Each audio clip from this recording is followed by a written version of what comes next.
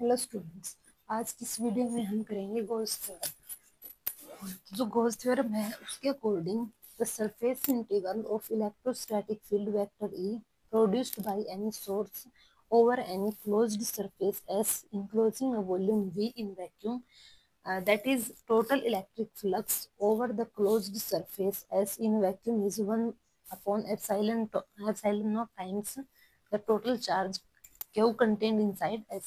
यानी कि Gauss theorem के अकॉर्डिंग जो हमारे पास जो सरफेस इंटीग्रल है किसी इलेक्ट्रोस्टैटिक फील्ड का किसी एक सरफेस के अंदर जिसका जो सरफेस एरिया वो S है और उसका जो वॉल्यूम है वो V है, वहां पर जो टोटल इलेक्ट्रिक फ्लक्स होगा वो 1/एप्सिलॉन नॉट टाइम्स होगा टोटल चार्ज का जो सरफेस के अंदर होगा। ठीक है, अब हम इसको मैथमेटिकली लिख सकते हैं कि जो हमारे पास इलेक्ट्रिक फ्लक्स है वो होगा closed integral all over the surface. ठीक है, vector E dot vector DS, जहाँ पर जो डीएस है वो हमारा स्मॉल एरिया एलिमेंट है और ये सारा इक्वल होगा Q not by epsilon not. इसको हम मैथमेटिकली प्रूव करेंगे। यानी कि किसी सरफेस के अंदर जो चार्ज है वो पॉइंट चार्ज भी हो सकता है और कंटिन्यूस चार्ज डिस्ट्रीब्यूशन भी हो सकता है, और जो इलेक्ट्रिक फ्लक्स है वो उसका जो चार्ज होगा वो आउटसाइड होगा। ठीक है, अब हम मान लेते हैं कि इसका जो प्रूफ है गॉस थ्योरम का, ये किसी स्फेरिकली सिमेट्रिक सरफेस के लिए है, ओनली फॉर स्फेरिकल सिमेट्रिक